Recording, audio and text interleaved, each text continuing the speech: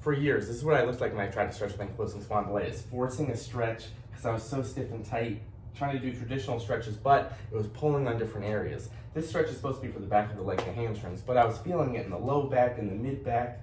It was so uncomfortable, causing me more pain. I had to change my ways a little bit. I had to look at stretching differently. I had to look at flexibility differently because things were too tight and stiff. Also, these just weren't enjoyable for me. I had to change my approach. This is what I did. Instead of stretches like that, traditional stretches that you might see, I opted more for mobility, for movement, circulation, blood flow, grabbing the back of one leg at a time, extending my leg till I feel that hamstring stretch, but then relaxing. So really learning to stretch, relax, and just going in comfortable range of motion to start. So I opted for hamstring mobility.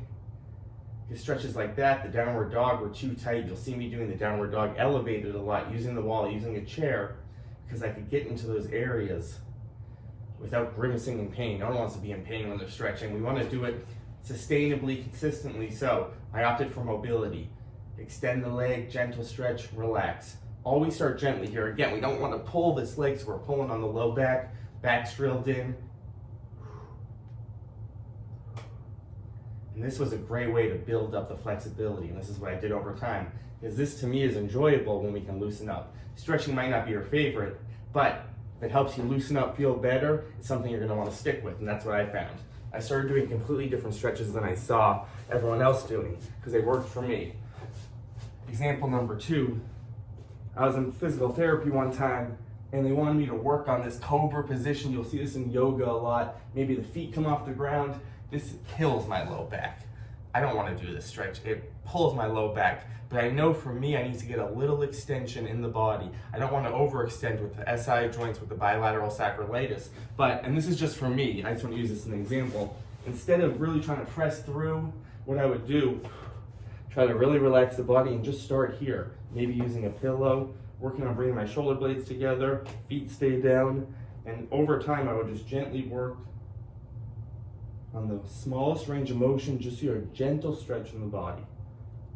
This is how we build it up. We make sure our body adapts well to it, gently stretching that low back. And this for me started to feel good. And I really took it slow instead of forcing the stretch. So find ways to really increase the range of motion over time in a way where you can adapt well to it. It's sustainable, you can consistently do it, but don't force it here. Forcing it for me just caused more problems. Example number 3 today, the cat-cow, which is such a phenomenal drill for spinal mobility to break up all that tension. As I round my back up, I'm pulling my abs in, break up all that tension, shoulders down and back. But for me, my neck was too tight here, so I would go to yoga and we'd really be forcing this. Everyone would be going a great range of motion because, most people that do yoga are pretty flexible in just a traditional yoga class. But for me, I was like, I don't want to do this class. It was forcing it on my neck too much. So what I did on my own is I wanted to get spinal mobility. So I would slowly round out my back and I wouldn't even move my head at first. I would just get the back moving.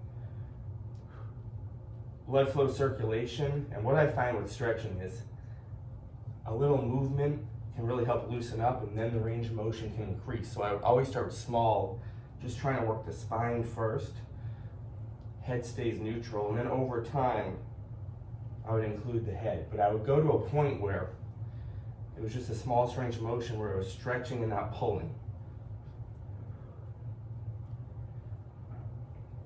So I completely changed the way I thought about stretching. I didn't want to force it anymore. I just wanted to feel better. And over time, in the beginning, I didn't think this would work for me, right? I was too stiff and tight, but over time, I was like, I can really progress this. I can really feel better. And I started to feel better. And I started to enjoy it so I can consistently do it. It was sustainable, and I really enjoyed stretching each day. That's why I kept doing it, because I felt better. So those are 3 examples of things that really worked for me, that I tweaked. Find stretches that you can tweak like this that work for you, that target those tight areas. Let me know how it goes. Keep going.